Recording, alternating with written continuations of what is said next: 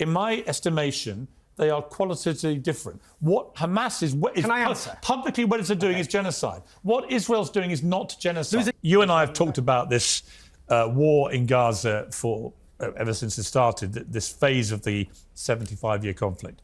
And I have resisted going as far as you have done in your criticism of the Israeli government. I resist no more. I think we've reached common ground about what we view is happening and has been happening through this period of this blockade, which frankly is just starvation of the people there, including so many innocent young women and children.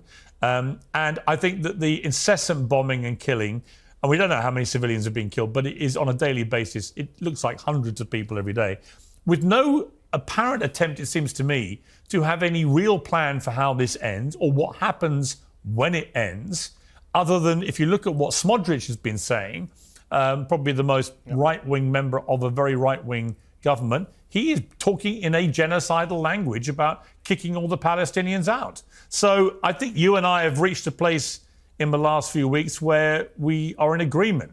But my question for you, Mehdi, is how does this end? Just have to rule idiots out of your life. There's loads of idiots on social media, but there's loads of idiots on the high street. You just have to see them coming, I suppose. If someone's walking along the street with their shirt off shouting, cross the road. Same with social media. Block them, avoid them. They don't exist. Benjamin Netanyahu, when he quoted Amalek, the scriptures, what does Amalek say? He quotes Amalek when they attacked the Israelites. And what God told the Israelites to do was to destroy kill every man, woman, child, and livestock. If I would put it to you, an Islamist leader was quoting a similarly genocidal passage from the Quran, you would not, I would say, Can I respond? Hesitate. Can I respond? We haven't. Just no. But you've had a lot. Respond to that I'm point. going to respond just quickly. Israeli officials said that Gaza will end up being a city of tents with no building standing. That they are attacking for damage, not for accuracy. The agricultural minister, Avi Dikti, he said we are rolling out a new Nakba. A Nakba is the mass expulsion, 700,000 Palestinians in 1948. This is why hundreds of genocide scholars, people who are actually, unlike you and I, experts in the field of genocide studies, fear that a genocide is taking place. Two things spring to mind: greed and stupidity. And when they're mixed in amongst 8 billion people, that is an amazing cocktail. Greed and stupidity, I'd say. And they work very well together. As an enemy to mankind, greed and stupidity. The difference between Israel and Hamas is Hamas does not have the capacity to wipe out Israel. Israel is wiping Gaza off the map. That's the point. You've actually exposed the weakness in your argument. Israel does have the ability to kill everyone in Gaza tomorrow, and they're not doing it. In fact, well, hang on. What they're doing, and it's indisputable, they are issuing a number of warnings repeatedly to people to go south. Wait. And stay out of northern Gaza, right? And then they're pulverizing it with airstrikes, and now they've gone in on the ground and they're waging battle with Hamas fighters, terrorists, right? No, hang on. So my point is this. Israel could, if they wanted to, kill everyone in Gaza. They decided not to do that. Is your definition... genocide is where you want to kill everyone. Sorry. Your definition of genocide, because in Ukraine, Vladimir Putin hasn't killed every last Ukrainian. That's simply not happened.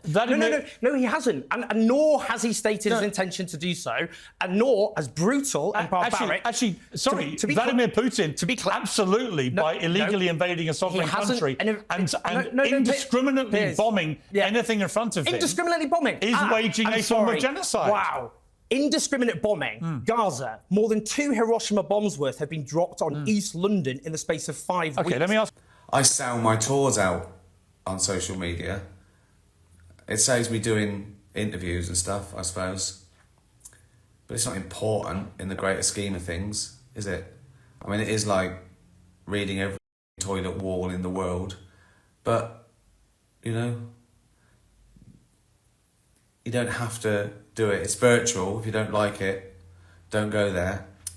But it's funny, isn't it, how it took off? It sort of makes sense because gossip is in our evolution. We used sort of gossip to, you know, control the tribe. Because the point is we want to raise our status. We want to be respected. You know, that's now evolution. And the way you raised your status is two ways. Be good at something, be competent. People would say, oh, he's a good hunter, he's good for the tribe. And the other way was virtue. Oh, he's not a great hunter, but he's kind or whatever. And then social media comes along and people can raise their status without meeting anyone by doing good content, or virtual signaling comes on as well, because people can suddenly go, oh, I'm virtuous, we've got no proof. They can be an absolute horror. But as long as they put the right things in their bio, everyone thinks, oh, they're good, they're a good person. So, but, I mean, it's just it's been a good tool for me as well as an observational comedian, because before social media, I'd have to actually bump into mental people. Now I can just listen to them from the safety of my mansion. Poll about whether Piers Morgan is in fact a useful idiot of Israel. Now, it's important that people are aware of the following information when they make the decision on the poll. Piers Morgan's show is, while he claims it's independent, it is still something that happens under the auspices of Rupert Murdoch's News Corp International. Now, Rupert Murdoch has a long relationship with Netanyahu, which is, of course, well known. But there's another aspect to Piers Morgan's show which far less people know. His show is sponsored directly by ExpressVPN. Now, ExpressVPN, the sole owner of it is Cape Technologies. Cape Technologies is an Israeli company owned by Israeli billionaire Teddy Sagi. Now, during the war in Gaza, Teddy Sagi has given $3 million to Israeli soldiers, and he also provided $250,000 to help transport Israeli military personnel during the genocide. His co-founder at Cape Technologies is Kobe Menachemi, who was previously an employee of the Israeli spy group Unit 8200.